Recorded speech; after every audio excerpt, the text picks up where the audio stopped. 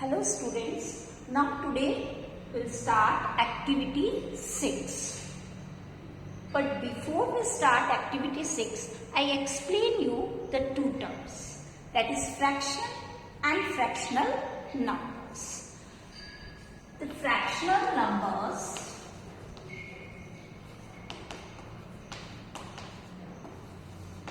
now I write the number in fraction. That is 2 upon 5. Now students, you know how we write a fraction? Fraction we write in this way. Here you know that 2 is the denominator and 2 is the numerator and 5 is the denominator. ये बच्चों आपको पता है कि 2 क्या है हमारा यहाँ पर न्यूमरेटर है और 5 क्या है बच्चों डिनोमिनेटर है. हम न्यूमरेटर को कहाँ लिखते हैं? अबव द लाइन, ऊपर. डिनोमिनेटर को कहाँ लिखते हैं? बिलो द लाइन, लाइन के नीचे. In this way we form a fraction. Clear? How we read this? हम अब इसको कैसे पढ़ते हैं? इसको पढ़ने के 3 तरीके. फर्स्ट आप ये देखिए, 2 means 2 parts out of 5 equal parts in which the whole is divided, and 2 upon 5 is read as. अब हम लोग कैसे पढ़ेंगे? अभी बताया था मैंने, इसको कितने तरीके से हम पढ़ सकते हैं? 3 तरीके, 3 ways. फर्स्ट वे हम इसको बोल सकते हैं 2 by 5. इसको हम कैसे रीड कर सकते हैं? 2 by 5 और 2/5. या तो हम इसको ऐसे पढ़ें या फिर ऐसे पढ़ें. और तीसरा जो वे है जनरली हम उस वे से ज्यादा पढ़ते हैं, दैट इज 2 upon 5. इसको हम न्यूमरल में भी लिख सकते हैं 2 upon 5. ये वाला तरीका हम ज्यादा रीड करते हैं, 2 upon 5. कोई भी फ्रैक्शन गिवन है तो हम फटाफट उसको कैसे रीड कर देते हैं? That is 2 upon 5. Suppose 3 upon 4 है, 3 upon 4 है, दैट इज 3 upon 4. तो उसको रीड हम इस वे से इजीली कर सकते हैं. क्लियर? तो third one is the appropriate, जिसको हम ज्यादा काम में लेते हैं, है ना, बोलने पर हम इस तरीके से भी रीड कर सकते हैं 2 by 5 और 2/5. ये हमारा जनरली वर्ड्स में होता है. और अभी हम बताएंगे जो फ्रैक्शनल नंबर्स की हम बात कर रहे हैं, this way we call the fractional number. इस तरीके से लिखे हुए नंबर को हम फ्रैक्शनल नंबर्स कहते हैं. And the third way to write this fraction in this way 2 upon 5. तो हम इस तरीके से इसको रीड आउट कर सकते हैं. ये तो आपका था कि एक फ्रैक्शन को हम किस तरीके से पढ़ते हैं. तो ये 3 तरीके थे. इन तीनों तरीके से एक फ्रैक्शन को पढ़ा जा सकता है. Now one more example I give you, that is 3 upon 7. Now how we read this? 3 upon 7. सबसे पहले तो आप इसमें 3 upon 7 में इसका मतलब क्या है? Means 3 upon 7 means 3 parts out of 7 equal parts in which the whole is divided. कोई भी होल है वो कितने पार्ट्स में डिवाइडेड है? 7. 3 parts आउट ऑफ 7. क्लियर? अगर इसकी हम ऐसे एक पूरा होल बना हुआ है पिक्चर सर्कल, उसको अगर हमने 7 पार्ट्स में डिवाइड कर दिया सर्कल को, 1 2 3 4 5 6 7, अब काउंट करिए 1 2 3 4 5 6 7 पार्ट्स में डिवाइड कर दिया. और अगर हम इसके 3 parts डिफरेंशिएट करते हैं, that is how we write the fraction, that is 3 upon 7. अब करने का तरीका भी बता रहे थे। इसको हम कैसे रीड करेंगे बच्चों? 3/7 रीड एज, हम इसको पहले कैसे रीड कर सकते हैं? 3/7 मीन्स कि इसको वर्ड्स में लिख लिया, स्पेलिंग्स में। The second way how we read as 3/7, इस तरीके से भी इसको पढ़ा जा सकता है। द थर्ड वे इज 3/7, इसका तीसरा तरीका है 3/7। तो इन तीनों तरीकों से हम इसको फ्रैक्शन को रीड कर सकते हैं। ये तो था कि हम एक फ्रैक्शन को कैसे पढ़ें, clear? Now here that is in first example we studied 2/5 and 3/7. These are all the fractional numbers. इनको हम क्या कहेंगे? Fractional numbers. इस टाइप से लिखे गए नंबर्स को हम क्या कहते हैं बेटा? Fractional numbers. क्लियर? इस तरीके से जो स्पेलिंग्स में लिखे हैं इसको हम कहेंगे फ्रैक्शनल नंबर्स। और जो सिंपल 3/7 है, इससे पहले वाला एग्जांपल मैंने बताया था, उसमें लिखा था 2/5। तो 3/7, 2/5 इस तरीके से जब हम लिखते हैं इसको हम कहते हैं फ्रैक्शन। तो ये हमारा हो गया फ्रैक्शन, और इस तरीके से लिखा हुआ क्या कहलाएगा? Fractional numbers. अब बच्चों आपको ये दोनों चीज क्लियर हो गई कि फ्रैक्शन कैसे कहेंगे और फ्रैक्शनल नंबर्स कैसे कहेंगे, क्योंकि जो हम अभी एक्टिविटी 6 करने जा रहे हैं वो इसी पे बेस्ड है। अगर आपको ये अच्छे से समझ में आ गया तो आप वो एक्टिविटी इजीली समझ जाएंगे कि उसमें क्या है, क्योंकि यही चीजें बताई गई। इसलिए बेटा मैंने पहले एक्टिविटी 6 स्टार्ट करने से पहले आप लोगों को ये टर्म्स एक्सप्लेन की है, जिससे आपको समझ में आ जाए एक्टिविटी और कोई परेशानी नहीं। Now we start activity 6। In activity 6 the question is complete the table. आपको एक टेबल बना के दी है, उसे हमें कंप्लीट करना है, और उस टेबल में 2 डिवाइड किया है। एक तरफ है फ्रैक्शन, 2 पार्ट्स में इसको डिवाइड किया हुआ है। फ्रैक्शन 1 पार्ट पे इसका फ्रैक्शन लिखा हुआ है, अनदर पार्ट में लिखा है फ्रैक्शनल नंबर्स। Fractional numbers. अब आपको यहाँ पे इस टेबल में बेटा कई जगह फ्रैक्शनल नंबर्स गिवन है,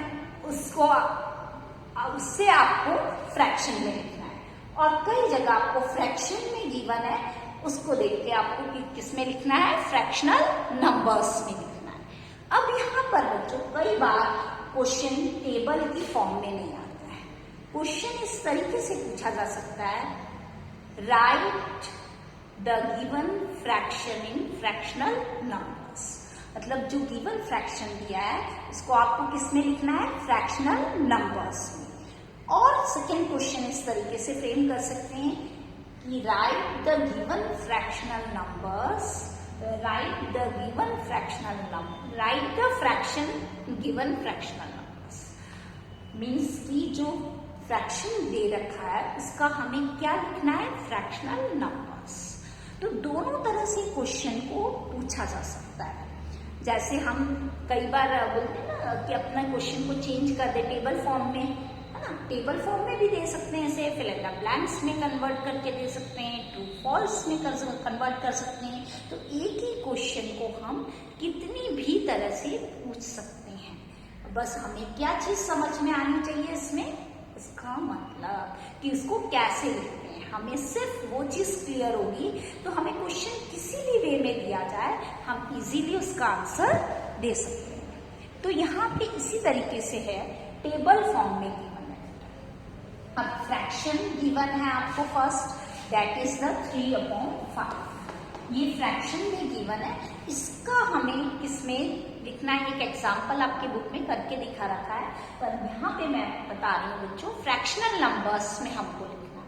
तो इसको कैसे लिखेंगे? सबसे पहले हम इसका न्यूमरेटर देखेंगे क्या दिया हुआ है।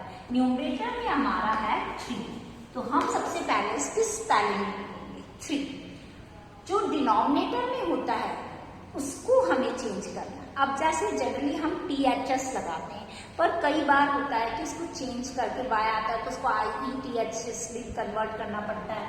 अब जैसे 5 है, FIVE होता है 5 की स्पेलिंग, लेकिन हम यहाँ डिनोमिनेटर में उसको 5 नहीं लिखेंगे, उसको हम चेंज करके 5 लिखेंगे, FIFTHS। ये इस तरीके से VE हटकर हमारा F बन जाएगा और THS लगा देंगे। तो 5 जो डिनोमिनेटर में था उसमें हमने FIFTHS कर दिया। क्लियर बच्चों? जनरली जैसे हमें 6 है तो हम 6 कर देते हैं, THS यूज करते हैं, लेकिन यहाँ पे 5 VE नहीं आता, इसलिए FIFTHS में कन्वर्ट हुआ। तो दिस टाइप ऑफ नंबर, इस तरीके के नंबर्स को जो हमने स्पेलिंग्स में लिखा है उसको क्या कहते हैं? Fractional numbers. कई बार फ्रैक्शनल नंबर्स से भी क्वेश्चन नहीं पूछा जाता है कि राइट इन वर्ड्स में लिखिए इन फ्रैक्शन, तो भी हम इस तरीके से लिखकर बताएंगे। क्लियर? नाउ द नेक्स्ट, अब आपकी बुक में सेकेंड लिखा हुआ है 2 9s, मीन्स फ्रैक्शनल नंबर में गिवन है 2 9s। अब यहाँ पे भी देखो N9 NE नहीं है, 9 N9 NE स्पेलिंग होता है, लेकिन E हटकर हमारा क्या आ गया? THS। ठीक है, डिनोमिनेटर में है, इसका मतलब ये डिनोमिनेटर में है 9 और न्यूमरेटर में क्या है हमारा 2, इससे फ्रैक्शन लिख लिया हमने 2/9 और इसको फ्रैक्शनल नंबर में इस तरीके से लिखेंगे, लेकिन हमें यहाँ फ्रैक्शनल नंबर गिवन था, उससे हमने इसका फ्रैक्शन लिख दिया इजीली, क्योंकि अब हमें पता है कि न्यूमरेटर में कौन सा वाला पार्ट आएगा। डैश से पहले वाला पार्ट हमारा न्यूमरेटर में आता है और डैश के बाद वाला पार्ट हमारा डिनोमिनेटर में आता है। अब बच्चों नेक्स्ट आपका है, इसमें आपकी बुक में फ्रैक्शन में गिवन है, दैट इज 5/6। अब आप इसको कैसे लिखेंगे? न्यूमरेटर वाली स्पेलिंग तो एज इट इज आ रहेगी, 5 यहाँ पे 5 नहीं करेंगे, वो डिनोमिनेटर में करते थे। ऊपर वाले की स्पेलिंग, न्यूमरेटर में जो भी पार्ट है उसकी स्पेलिंग एज इट इज आती है, तो यहाँ पे 5 है तो उसकी स्पेलिंग हमने FIVE कर दी। अब डैश लगाया, डिनोमिनेटर में 6 है तो इसको हम क्या कर देंगे? 6, मतलब पहले 6 की स्पेलिंग लिखी, उसके आगे THS लगा दिया, तो ये क्या बन जाएगा? 6 बन जाएगा। तो अब आपको क्लियर हो गया बच्चों? तो इस तरीके से हमें फ्रैक्शनल नंबर्स में लिखते हैं हम। The next 7/8 fraction. अब आपको 7/8 फ्रैक्शन गिवन है, इससे हमें क्या लिखना है? फ्रैक्शनल नंबर्स में लिखना है। अब कैसे लिखेंगे बच्चों, बताइए अब आप। यस, सबसे पहले हम क्या लिखेंगे? न्यूमरेटर में क्या गिवन है हमें? 7, उसकी स्पेलिंग लिखेंगे SCBEN, उसके बाद हमने डैश लगा दिया। अब क्या गिवन है हमें? डिनोमिनेटर में 8, लेकिन अब हम यहाँ पे क्या लगाएंगे? आगे 8 बोल देंगे, इसको THS लग जाएगा, तो EIGHTHS, तो हमारा क्या बन जाएगा? ये 7 8। तो इस तरीके से हमें इसको फ्रैक्शन को हमने किस में लिखकर दिखाया? फ्रैक्शनल नंबर्स में, और वो ऐसे लिखा जाता है। अब नेक्स्ट आपका है बेटा 11/20, ये फ्रैक्शन में गिवन है बच्चों, है ना? आपकी टेबल बनी हुई है बुक में, तो इसी तरीके से आपको फ्रैक्शन में गिवन है 11/20। अब इसका आप क्या करेंगे? फ्रैक्शनल नंबर्स में लिखेंगे इसको आप।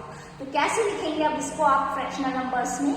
सबसे पहले मैंने क्या बताया था, जो भी चीज न्यूमरेटर में है उसकी हम यहाँ पे स्पेलिंग लिखेंगे। तो 11 की स्पेलिंग यहाँ लिखी हमने ELEVEN, और 11 की स्पेलिंग सबको आती है ना बच्चों? यस। अब हम क्या करेंगे? यहाँ पे डैश लगाएंगे, नीचे हमें क्या दे रखा है? 20, तो इसको हम क्या बोलेंगे डिनोमिनेटर में? 20ths, तो इसमें 20ths की स्पेलिंग हो जाएगी TWENTIEPHS। जनरली 20 की स्पेलिंग होती है बच्चों TWENTY, तो Y को रिमूव कर देंगे और IETHS लगा देंगे। तो इसको हमें ये जो फ्रैक्शन गिवन था 11/20, इसको हमने किस में चेंज किया? फ्रैक्शनल नंबर्स में, और फ्रैक्शनल नंबर्स में चेंज करते हुए हमने क्या लिखा? 11/20। जो डिनोमिनेटर में था 20 उसको हमने 20ths करा। Clear? Now the next is 3/30। ये फ्रैक्शन गिवन है बच्चों, इसको अब आपको इसमें लिखना है फ्रैक्शनल नंबर्स में। अब कैसे लिखेंगे? सबसे पहले आप क्या करेंगे, जो न्यूमरेटर में उसकी स्पेलिंग लिख दिया आपने 3 और नीचे क्या है डिनोमिनेटर में 13। अब इसे हम बनाएंगे 13s। तो कैसे? THIRTEENS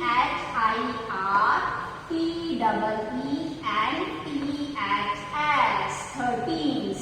आपको पता है बच्चों 13 की स्पेलिंग क्या होती है? THIRTEEN होती है 13। लेकिन डिनोमिनेटर में था, फ्रैक्शनल नंबर में चेंज करना है, इसलिए हमने इसके आगे क्या लगा दिया?